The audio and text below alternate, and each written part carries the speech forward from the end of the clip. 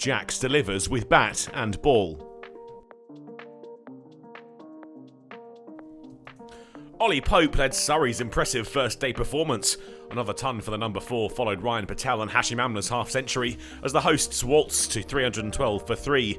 Pope unbeaten on 113 heading into day 2, alongside his England colleague Ben Foakes.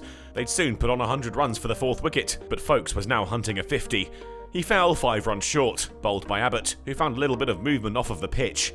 Pope too wouldn't be able to make his way to the landmark he was chasing, out aiming an expansive drive at a Barker delivery, held in the slips by Dawson for 127. Hampshire had found a bit of a groove, more effective with the ball on day 2 than they had been at the start of the game. Barker found Smith's pads, given out LBW for 14. Jackson Clark would manage to negotiate what remained of the session and even breached 400 runs before lunch. They headed into the break at 400 for 6, better from Hampshire, but they still needed more wickets.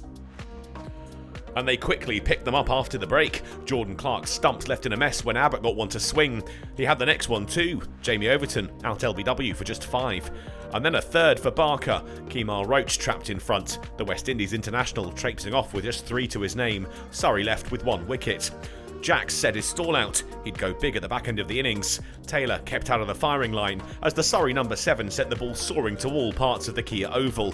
The approach took him to a 50, reached as an edge soared past Ben Brown to the ropes. 77 balls taken to get to the mark. He was in the mood for more, taking his side past 450 before blasting Fuller again for back-to-back 6s. Barker put a stop to his fun, trapped in front for 72, and Surrey all out for an imposing-looking 467.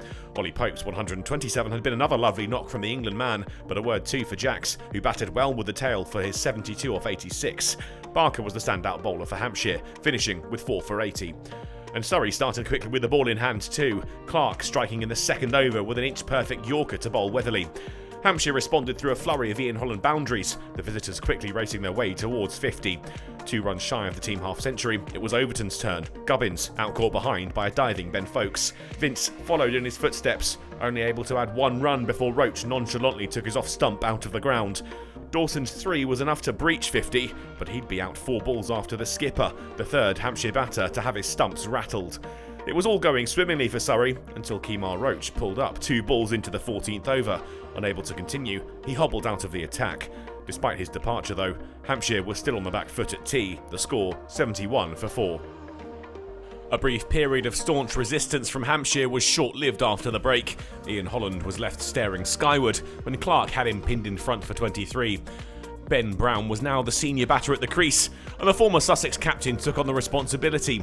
He and Organ held firm and ticked their way past 100 runs. Jacks brought an end to the keeper's resistance, bowled by a sharp turner, 1 run shy of his half-century. And he kept the pressure on, Organ out, a simple catch popping to Jamie Smith. Surrey were well on top now. Barker made sure Hampshire passed 150 runs with another boundary through the offside, but with light failing, the umpires took the players off the field and they didn't return. The day brought to an end with Hampshire 152 for 7, still 315 behind. The early favourites for the LV County Championship title have had a bit of a chastening experience at the Kia Oval. First on their agenda tomorrow is avoiding the follow-on. They're 165 runs away from that point. Surrey will look to turn the screw when they return to the middle, albeit slightly hamstrung, without Kemar Roach in the attack.